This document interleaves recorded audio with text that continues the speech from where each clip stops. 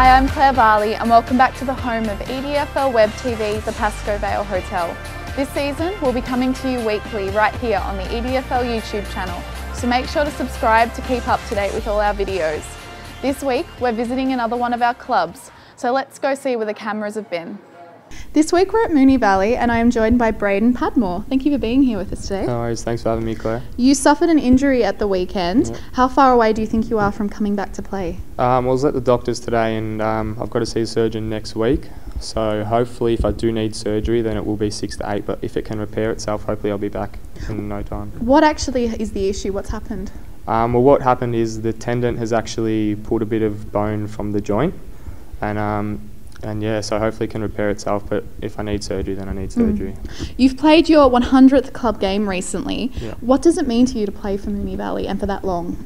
Well, just like any club really, if you play 100 games for a club, it does mean a lot. It means you do love the club and yeah, I'm happy to be here and I'm happy to have 100 games for this club. You were part of the Under-18 Premiership last season, but have been playing regular senior games for 3 years now. How have you found the step up into senior footy? It's been a good step up considering we've got leaders such as Ned Wilson, Sam O'Brien, Jordan Farber. Yeah, it's been pretty good having them like try and teach me stuff because they've been playing senior since they were young as well. So it's good to have them around the club and help out the young kids. Excellent. Who are some of the other young kids at Moonee Valley who are holding down important roles in the senior team? Well, we've got kids such as James Sarages, Tyson Edwards, Taylor Gorry. They were all in the premiership team as well last year, and to have them come up with me has been a great help as well, just to have kids my age playing in the senior team. So yeah, it's been pretty good. They've held their ground in the team as well, so it's been pretty well. It's been a very competitive Division 2 this season. How are you finding that level of competitiveness? I love it. I'm a competitive guy myself, and just being out there with the boys, they're all competitive as well. Teams such as Coburg District, Hadfield, we know they're competitive, so it's been a good season and we look forward to playing the teams such as them. Speaking of those other teams, it's a huge 2 weeks coming up for Moonee Valley, yeah, with both Coburg Districts and Hadfield back to back. Yeah. What's it going to take to win in these games and to stay in the mix for second place? Well, really, we've just got to run with them. Both of them teams are strong. Coburg Districts have an amazing midfield such as Tom Lewson, Justin Lummo. Hopefully we can stick with them. And Hadfield, they're just strong all round. And hopefully we don't run out of legs like we did last time.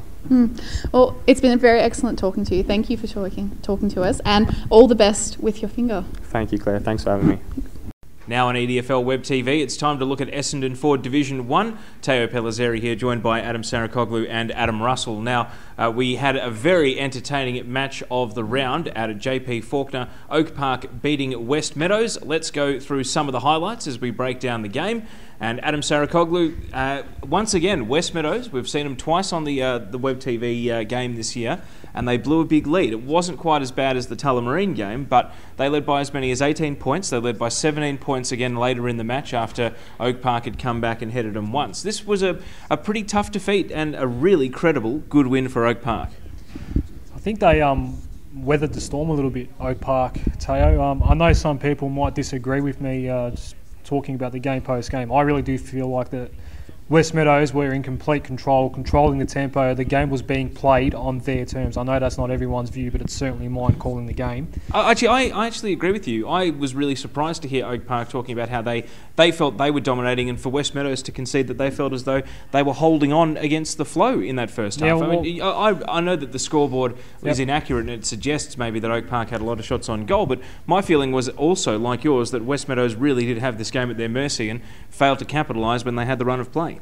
Yeah, a couple of missed opportunities, and again, we've seen them twice now this year, and both times you can make the argument that I don't know if it's a belief thing, Teo, or a motivation thing. I'm not entirely sure why, but a lot of the reasons why they're losing these kinds of games is something to do with the upstairs. I still think they're talented enough to be a contender. You look through their side, they've got some pretty good tools in there, some really good ball users. But, for some reason I don't know if they go to sleep or it's just a matter of not believing in themselves when they do get in winning positions. We've seen them do it twice now, and we've seen them slip on both occasions. But a lot of credit does have to go to Oak Park. They did weather the storm and probably should have won by more in the end, considering how many scoring shots they had. Now, coming up, we're going to hear from both coaches, including Westmeadows coach Dave Connell. I put the question to him whether he still believes his team can make the finals this season. I've got to say, Adem, on what I've seen, I don't think they can. They're still yet to beat a team in the top 4. They drew with Essendon due to Stars, but they've now lost to Oak Park twice. They lost first time around to Tullamarine. They have to go back to Leo Deneen for the reserve fixtures, the return fixtures, so that is no advantage to them in that respect. I think they might have run out of chances. I am off Westmeadows to make the top 4. It's a big step down from where I had them in pre-season, but I actually think they will miss the top 4 from here. What do you think?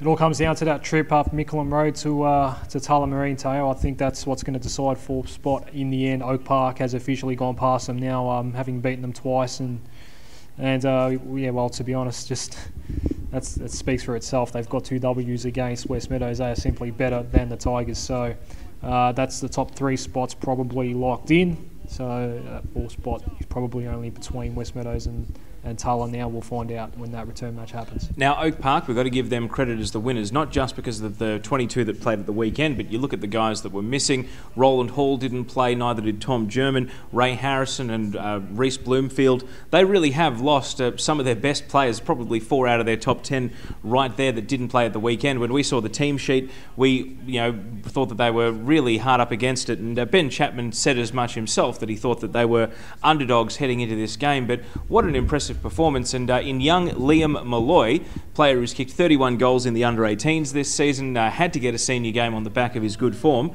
He really has returned the faith, and Ben Chapman full of praise for another young player that's coming through there at Oak Park. Real live wire, and to be honest, that might just be the difference for Oak Park now. That perhaps they're just missing that little bit of touch. And he's a real spark up forward every time he went near it. We'd never heard of him before, Teo, and we're wondering who's this kid. He's amazing, and he was doing some pretty good things on the day. Perhaps a little bit stiff not to get the hoodie, but there was a fellow forward that did, Teo. I can tell you he's got the Apprenticeships Group Australia Rising Star nomination, so he did get something out of the weekend, young Liam Malloy. And I said to him before the game, it goes one of 2 ways. We accept what the situation is, and we think that whatever the result is, that's okay because we've got excuses. And before the game, I mentioned that we were never going to have excuses today. We put our best 22 on the park that were available. And, I thought that if we played together and we got 22 contributors, then we'd be good enough. Why is there such a large gap between good Oak Park and bad Oak Park? If I knew that, I'd be a genius. Upstairs, or just the way you match up against sides? No, in fairness, and I spoke about in the rooms after the game, that our best is very good, and obviously we've proven that at different stages during the year.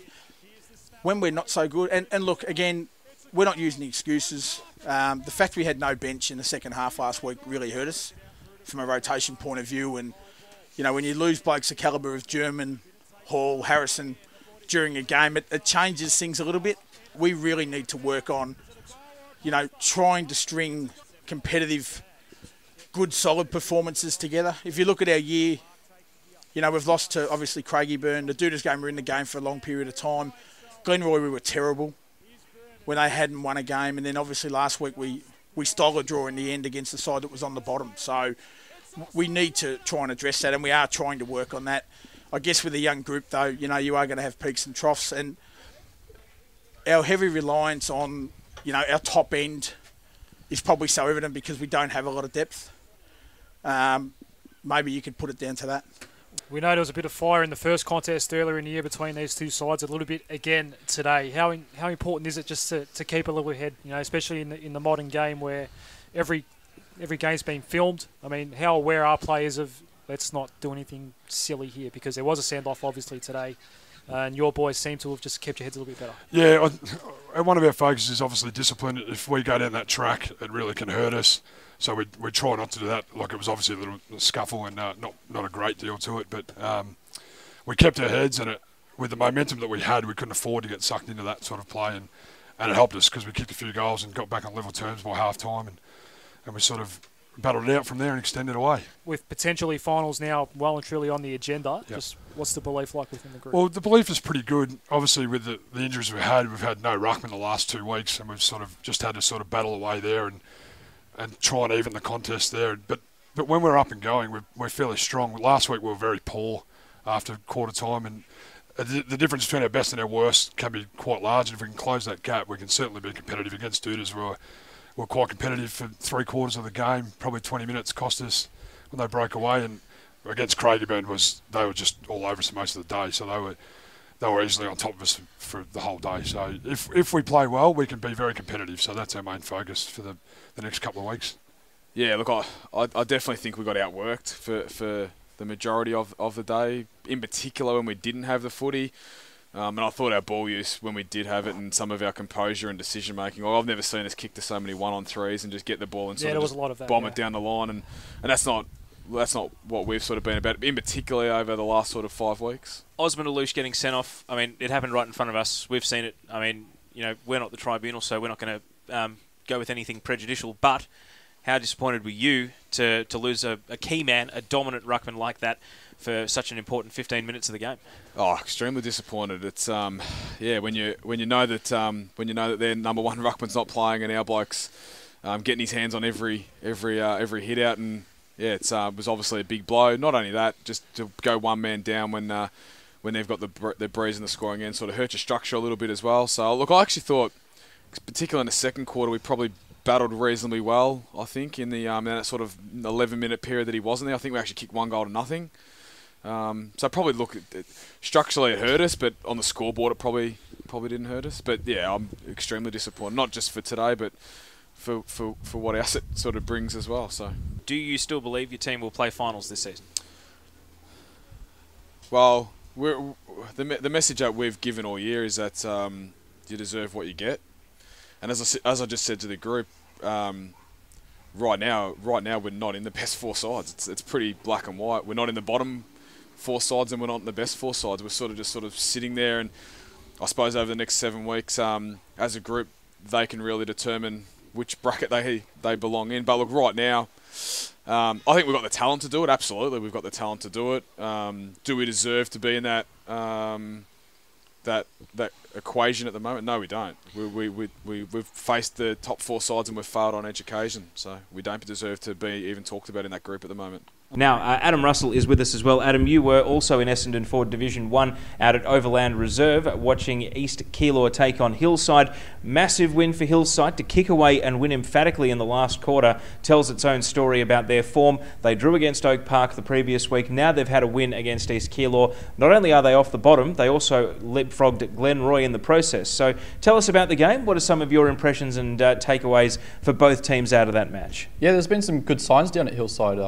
They've hit a bit of a form peak, and it might be a little bit unfortunate that they've got the bye this weekend, because it might stop that little bit of run that they've got. But to come away winning by 10 goals against one of the other teams that looked like they could be in that relegation battle, it was such a big win for them. Almost the result across all EDFL divisions. Now, Jackson Volpato kicked 5 goals in the first and third quarters, didn't kick a goal at the other end of the ground, but when they were kicking in one direction, he was the dominant player on the ground, I understand, from your Around the Grounds reports on radio. Tell us about his performance and also how important it was that they had him and Brandon Coletta back from the Western Jets. Yeah, there were really tough conditions down there at East Keilor. A lot of players did struggle to score accurately. You look at the scores, you had East Keilor kicking 14 behinds, Hillside kicked 15 behinds, but Volpato, he was really good. He kicked 5 goals, and I think he's definitely got the skills to make the AFL, and is an interesting prospect despite his small stature. Now, East Keilor, they'll be disappointed because they sink back down into the hot seat now in the relegation battle. They've still got plenty of company. Hillside are by no means safe. Glenroy are down there with them. And, of course, now we've got Taylor's Lakes, who picked up a very important win, but still could get sucked back into the mix. So what were your impressions of East Keilor, and do they look like a team that is going to be relegated from here, or were there still some good enough signs that they can snare a win somewhere else? Look, East Keilor, I think they know their game plan well. It's just that they failed to have the skills to execute the game plan on the weekend. A lot of the time they were looking to spread and carry the ball, but they weren't able to hit targets. I'm not sure if that's what they've done throughout the season, if it's been an issue, their disposal efficiency. But I think they've definitely got the game plan there to win games. It's just a matter of disposal efficiency. You look at their third quarter when they were really dominant. They kicked 1-5, and I think that really just kicked them out of the game. Adem Saricaoglu, what a great win for Taylors Lakes against Glenroy. They could have found themselves below Hillside at the end of the weekend, but instead it's Glenroy who are down there with East Keilor looking down the trapdoor at relegation. Huge result for Taylors Lakes. You said they were on their last warning last week, so what are your impressions now of where the season goes from here? Who is actually going to get relegated from this division? I don't think it'll be Taylors Lakes. I know a lot of people don't believe it's going to be Glenroy either, but I still think they're a chance for that. Probably not the favourite, but I'm not convinced about the safety of Glenroy just yet. And look, still a lot of, I don't know if they know what their best 22 is at the moment, because there's a lot of guys, I've called them once this year, Tayo, but there's a lot of names that you don't really recognise as great Glenroy players, so a lot of turnover. Whereas Taylors Lakes have still got a lot of their guns firing. Giroud had another good game on the weekend, a couple others as well. So no real surprise that Taylors Lakes got the chocolates there. It was make or break. It probably will be enough to ensure they will survive, but I know it's only a game or two away from relegation as we speak, so I don't want to be feeling too safe just yet. Well, another big weekend coming up, and Craigieburn off the back of a big win against Tullamarine. They now play Essendon Duda Stars at Nipper Jordan Oval. It's the rematch of what is probably the game of the year so far in any EDFL division. The huge comeback from 51 points down for Craigieburn to win back at the start of the season. This time around, Adem Saricaoglu, maybe both teams a little bit more guarded about strategy heading into the finals. It does have a bit of a ring of that West Coburg versus Tullamarine game, which was when they were both runaway top two around this time last year. So are we going to get a bit of a stalemate out at Nipper Jordan, or are we going to get Duda Stars going hammer and tongs to be the first team to knock off Craigieburn this year? It's an interesting prospect, isn't it, Tao? I'm not going to suggest any sort of tanking or anything like that, but if Craigieburn does win, then they probably go undefeated throughout the year. That just might be the sort of monkey on the back that Essendon Duda Stars wouldn't mind if they do face the Eagles at Windy Hill come mid-September. Adam Russell, do you think that Craigieburn stays unbeaten, or will Dudas be the first to knock them off? I think Craigieburn go undefeated. I think both teams have got a lot of firepower to make it a really interesting contest, but I do think Craigieburn... Yeah, well, it's an interesting prospect at the moment. Will they make it all the way through the season undefeated? Hang on, Tayo. Have you asked me for my tip? I know I'm struggling, but should I give it out or not? Yeah, who are you tipping to win? Dudas. Okay, Despite there we go. What I said. Yes. We've got someone who is picking Dudas. Now, Oak Park versus East Keilor. Oak Park, we've just seen them come off a great win, but they are depleted. East Keilor will fancy their chances. Can East Keilor bounce back from their loss to Hillside by rolling Oak Park? It's at JP Faulkner, which is obviously a huge home ground advantage for the Kangaroos. We know they've got a habit of dropping these sort of games, Teo. As good as they were against Westmeadows, they can drop games that we expect them to win. They're a strange lot down at Oak Park, but I think there's enough there right now to suggest that they should be too good for East Keilor. I've seen Oak Park, you've seen East Keilor. Kangas should win. Yeah, I think East Keilor would want to... They'd need to improve a lot from last week, and while they might find some improvement, I still think Oak Park are too strong. All right, well, what about Tullamarine taking on Taylors Lakes? Do Taylors Lakes maintain their winning form, or did Tulla bounce back from what was a pretty one-sided defeat against Craigieburn? I think Tulla might just have an eye on the prospects of Westmeadows right now, and seeing that they have gone down to Oak Park, and knowing that they probably are the favourite for fourth spot might just be that little extra incentive to make sure they take care of Taylors Lakes, who are coming off a win. So could be a bit of a downer for the Lakers this week. I'm tipping Tulla. Adam Russell, Tulla or Taylors Lakes? I think Taylors Lakes will fancy themselves, but I still think Tullamarine will get the job done. And this is the one where I'm going to swerve. I'm going to pick Glenroy to beat Westmeadows at Willowbrook Reserve. I reckon this might be the last chance running out for Westy to make the top four, and Glenroy, under huge pressure to avoid relegation now, they need a third win. They probably need to get to 4. I think 5 wins is absolute safety. 4 wins is probably going to get you there, and 3 wins, you're probably going to be nervously looking over your shoulder. Well, Glenroy's on 2. They need a third at the very minimum, and I think they get it this weekend. It was a cracking game on Anzac Day when these two teams squared off at Glenroy. I reckon they go to Willowbrook and win. Adem Saricaoglu, Westy or Glenroy? I think it's been an ongoing battle between you and I all year, Teo, about Glenroy. We've been going toe-to-toe about them. You sort of rate them, I sort of don't. So I think Westmeadows bounce back. Adam Russell, be the tiebreaker here, Westy or Glenroy? Well, Westy at home, their form at home hasn't been too good this season, but I think they'll want to bounce back, and I think they'll still set their sights on playing finals footy, and I think they'll get the win, a much-needed win. Well, don't forget that the broadcast game this weekend is from Essendon Doodle Stars, Nipper Jordan Oval, 1 p.m. to 5:30 p.m, streaming via the EDFL Team app and also on Northwest FM 98.9. Essendon Doodle Stars taking on Craigieburn. Adem and Adem, thank you, and let's keep moving on EDFL Web TV. Let's take a look at Strathmore Community Bank Premier Division. Dave Kennedy's my name, Adem Saricaoglu and Adem Russell joining me today. I want to start with you, Chief. Avondale Heights, a loss to Greenvale on the weekend. Are they still a chance to win the flag, as you said in the pre-season? Yeah, I've been on them for a long time, Dave, but I've got my doubts now. I think there's too many clubs that are ahead of them, and the results are showing that. And this weekend was a perfect example. A lot of talk around, that Greenvale had a fair few out, but you look through that 22 that did take the field for the Jets. Still a lot of guns in that side. I mean, you can take 5 or 6 players out of a team like that. The guys that they've got coming in and the guys that are playing twos at the moment, as well as a few that are injured we haven't seen for a while. There is so much depth down at Greenvale that it's a bit of a myth that they were down on their best team, because I know there was a couple of kids in there, but there's some of the other guys that did came in, great players. So it was always going to be a tough ask for Avondale Heights. So maybe Avondale Heights to miss the 4, but Strathmore ground out a win, Adem Russell, and they'd certainly be eyeing off a spot in that top 4. Yeah, they didn't win pretty, got in over the line pretty closely against West Coburg it was, but I like the way Strathmore have been going about their footy in recent weeks, and I think they're still the strongest claim on 4th position. What about Keilor? They had a win, obviously over Maribyrnong Park in another game that is likely to decide that 4th spot. What did we make of that game, guys? Yeah, well, we've noticed lately Andrew Brown's been pretty much the main go-to guy, and he was kept goalless on the weekend. I don't know if it was a different role that he was playing, but certainly a good win for Keilor. Marby did have a lot out.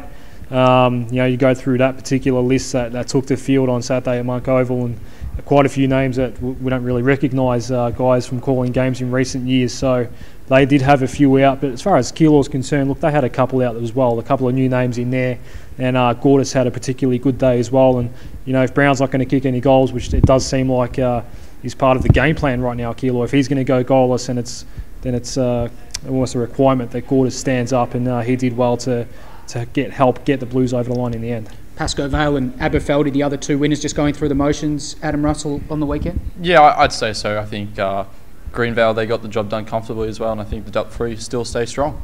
So a few big games on the weekend once again. Keilor, Pascoe, Vale, maybe the one game that might split the punters on the weekend. What do we think? Keilor versus Pascoe, Vale. Yeah, no, I still think Paco, the big question mark on Keilor for a couple of years now has been, they can be pushing for finals and certainly be better than a lot of the teams in the division, but when they come against the top echelon, they struggle. And I don't think they're going to be able to buck that trend on the weekend. Paco wins for mine. Yeah, I'd have to agree with you there, Chief. I think Pascoe Vale, they're a very strong side, and as good as Keilor have been in the last few weeks, I don't think they can get the job done.